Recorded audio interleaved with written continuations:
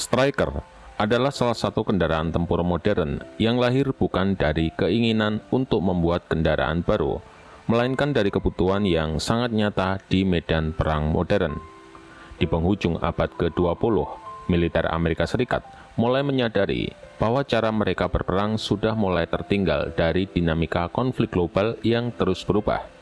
Perang tidak lagi selalu berupa bentrokan besar antar negara dengan garis depan yang jelas seperti di era Perang Dunia atau Perang Dingin. Sebaliknya, konflik mulai bergeser menjadi lebih cepat, tak terduga, dan seringkali terjadi di wilayah urban atau daerah terpencil yang sulit dijangkau. Dalam kondisi seperti ini, kendaraan tempur berat seperti tank memang masih sangat kuat, tetapi menjadi terlalu lambat dan sulit untuk dikerahkan dengan cepat ke lokasi krisis. Sementara itu, kendaraan ringan seperti Humvee memang cepat, tetapi terlalu rentan terhadap ancaman modern seperti senjata anti-tank, ranjau, dan serangan peledak improvisasi. Dari dilema inilah muncul kebutuhan akan kendaraan yang berada di tengah-tengahnya, tidak terlalu berat tetapi cukup kuat, tidak terlalu ringan tetapi cukup cepat. Dan jawaban atas kebutuhan tersebut akhirnya melahirkan Striker.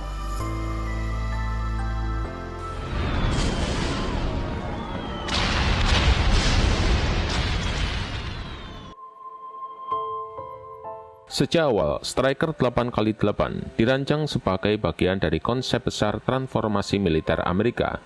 Tujuannya bukan hanya menciptakan kendaraan baru, tetapi mengubah cara pasukan bergerak dan bertempur. Konsep ini menekankan mobilitas tinggi, fleksibilitas, dan kemampuan untuk merespon krisis dalam waktu sangat singkat. Striker pun pada akhirnya menjadi tulang punggung dari unit yang disebut Striker Brigade Combat Team, sebuah transformasi tempur yang dirancang untuk bisa dikerahkan kemana saja di dunia dalam waktu kurang dari 96 jam. Ini bukan sekedar ambisi, tetapi kebutuhan strategis di era di mana konflik bisa muncul kapan saja dan di mana saja. Dengan Striker, pasukan Amerika tidak perlu menunggu berhari-hari atau berminggu-minggu untuk memindahkan tank berat dan logistik besar. Mereka bisa langsung bergerak dengan cepat, membawa perlengkapan tempur lengkap, dan siap menghadapi berbagai jenis ancaman. Untuk benar-benar memahami betapa pentingnya Striker, kita harus melihat konteks perubahan doktrin militer Amerika setelah Perang Dingin berakhir. Ketika Uni Soviet runtuh, ancaman perang besar antar kekuatan super menurun drastis. Namun, justru muncul konflik-konflik baru yang lebih kecil, lebih kompleks, dan seringkali melibatkan aktor non-negara. Operasi militer Amerika kemudian mulai berfokus pada intervensi cepat, operasi penjaga perdamaian, dan perang melawan kelompok bersenjata non-konvensional. Dalam situasi seperti ini, kecepatan menjadi faktor kunci. Pasukan harus bisa bergerak cepat ke titik konflik, mengamankan area, dan menstabilkan situasi sebelum konflik membesar. Tapi kendaraan berat seperti tank tidak selalu cocok untuk tugas ini, karena membutuhkan logistik besar dan waktu lama untuk dikerahkan. Disinilah Striker menjadi solusi. Namun yang menarik dari Striker adalah bahwa kendaraan ini bukanlah hasil desain yang sepenuhnya baru. Akar pengembangannya justru berasal dari luar Amerika Serikat. Striker merupakan turunan dari kendaraan lapis baja Kanada bernama LAV-3, yang pada gilirannya dikembangkan dari desain Moog Piranha Swiss. Ini menunjukkan bahwa dalam dunia militer modern, kolaborasi dan adaptasi teknologi dari berbagai negara menjadi hal yang sangat umum. Amerika Serikat melihat potensi besar dalam desain LAV-3, terutama dalam hal mobilitas dan modularitas, lalu memodifikasinya sesuai kebutuhan mereka, dan General Dynamic Land System kemudian dipercaya untuk mengembangkan versi Amerika dari kendaraan ini, dengan menyesuaikan berbagai aspek, mulai dari perlindungan, sistem komunikasi, hingga integrasi dengan doktrin tempur modern. Nama Striker sendiri memiliki makna yang cukup dalam. Kendaraan ini dinamai dari dua prajurit Amerika yang menerima Medal of Honor, sebagai bentuk penghormatan terhadap keberanian dan penghormatan mereka di medan perang. Ini memberikan dimensi simbolis pada kendaraan tersebut, seolah mengingatkan bahwa di balik teknologi dan lapisan bajanya, ada manusia yang menjadi inti dari setiap operasi militer Amerika.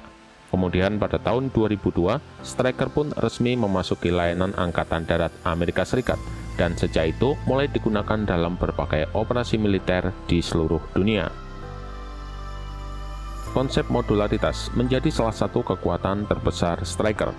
Dalam dunia militer, fleksibilitas adalah segalanya.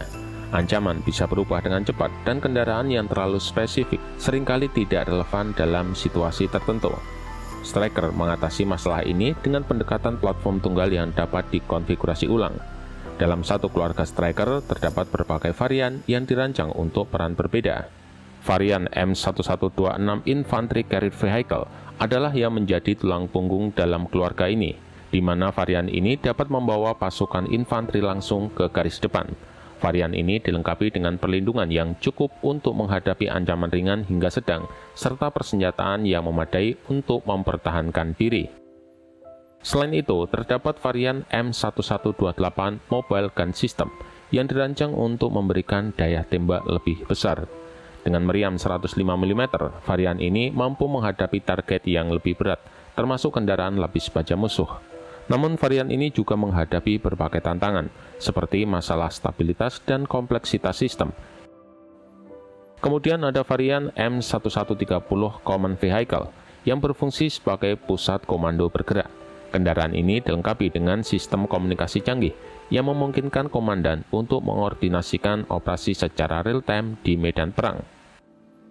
Selain itu, ada varian M1129 Mortar Carrier yang membawa sistem mortir yang memberikan dukungan tembakan tidak langsung. Ini sangat penting dalam operasi militer karena memungkinkan pasukan untuk menyerang musuh dari jarak jauh tanpa harus berhadapan langsung. Ada juga varian M1133 Medical Evacuation Vehicle yang dirancang untuk mengevakuasi korban dari medan perang dengan cepat dan aman.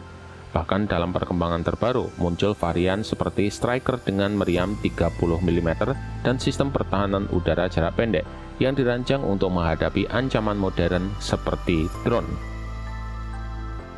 Dari segi desain, Stryker menggunakan konfigurasi roda 8x8 yang memberikan keseimbangan antara mobilitas dan stabilitas. 8 roda ini memungkinkan kendaraan untuk bergerak dengan cepat di berbagai jenis medan, terutama di jalan raya dan medan semi off-road. Salah satu keunggulan utama dari desain ini adalah kecepatan. Stryker dapat melaju hingga sekitar 100 km per jam, yang menjadikannya salah satu kendaraan tempur tercepat di kelasnya. Selain itu, penggunaan roda ban juga membuat perawatan menjadi lebih mudah dibandingkan dengan kendaraan beroda rantai. Namun, desain ini juga memiliki kelemahan. Di medan yang sangat berat seperti lumpur dalam atau daerah berbatu ekstrim, kendaraan beroda rantai seperti tank memiliki keunggulan lebih karena distribusi beratnya lebih merata. Sementara Stryker dengan roda ban bisa mengalami kesulitan dalam kondisi seperti ini.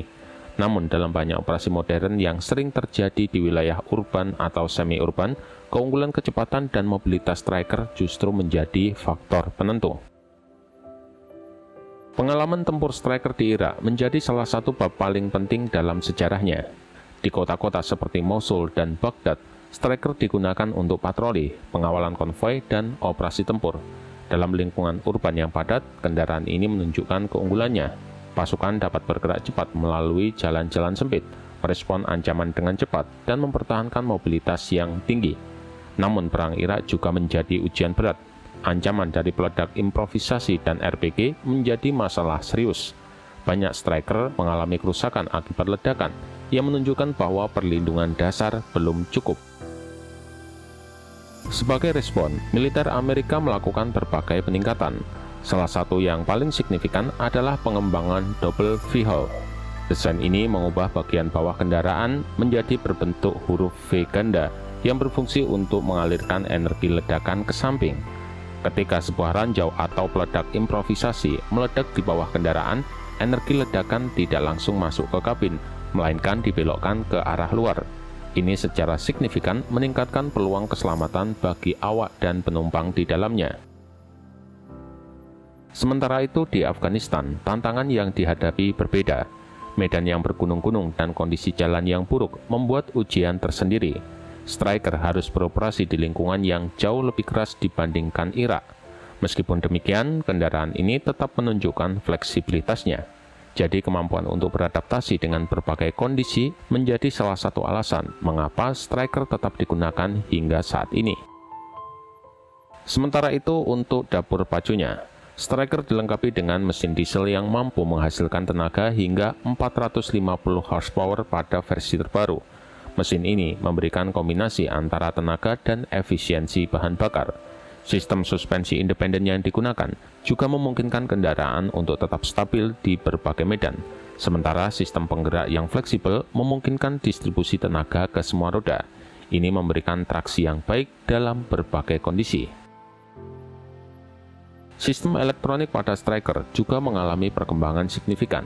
Kendaraan ini dilengkapi dengan berbagai sensor dan sistem komunikasi yang memungkinkan integrasi dengan jaringan tempur modern. Dalam konsep network-centric warfare, setiap unit di medan perang dapat saling berbagi informasi secara real-time. Ini meningkatkan kesadaran situasional dan memungkinkan pengambilan keputusan yang lebih cepat dan akurat. Namun, meskipun memiliki banyak keunggulan, Striker tetap memiliki keterbatasan. Perlindungannya tidak sekuat tank, yang membuatnya lebih rentan terhadap senjata anti-tank modern. Selain itu, meskipun telah ditingkatkan, ancaman dari peledak improvisasi tetap menjadi risiko besar. Dalam medan yang sangat berat, kendaraan ini juga tidak seefektif kendaraan beroda rantai.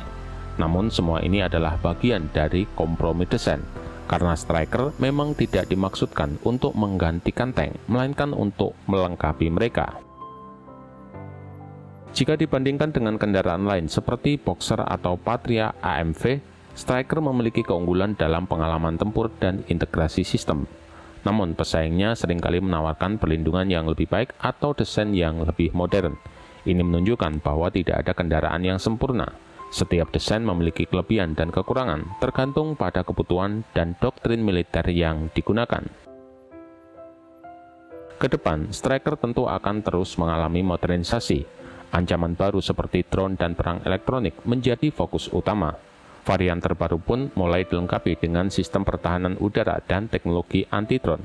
Selain itu, integrasi dengan sistem AI dan analisis data juga mulai dikembangkan, yang memungkinkan kendaraan ini untuk tetap relevan di era perang modern yang semakin kompleks. Pada akhirnya, Striker adalah contoh bagaimana sebuah kendaraan tempur darat berkembang seiring waktu. Ia bukan yang paling kuat, bukan yang paling canggih, tetapi ia berada di titik yang tepat antara mobilitas, pelindungan, dan fleksibilitas. Dalam dunia militer modern yang menuntut respon cepat dan kemampuan beradaptasi, Striker telah membuktikan dirinya sebagai salah satu kendaraan tempur yang paling relevan. Lebih dari 2 dekade sejak pertama kali diperkenalkan, kendaraan ini pun masih digunakan, terus ditingkatkan, dan tetap menjadi bagian penting dalam strategi militer Amerika Serikat. Hal itu setidaknya sudah menjadi bukti bahwa Striker bukan sekedar kendaraan, melainkan sebuah konsep yang berhasil menjawab tantangan zaman.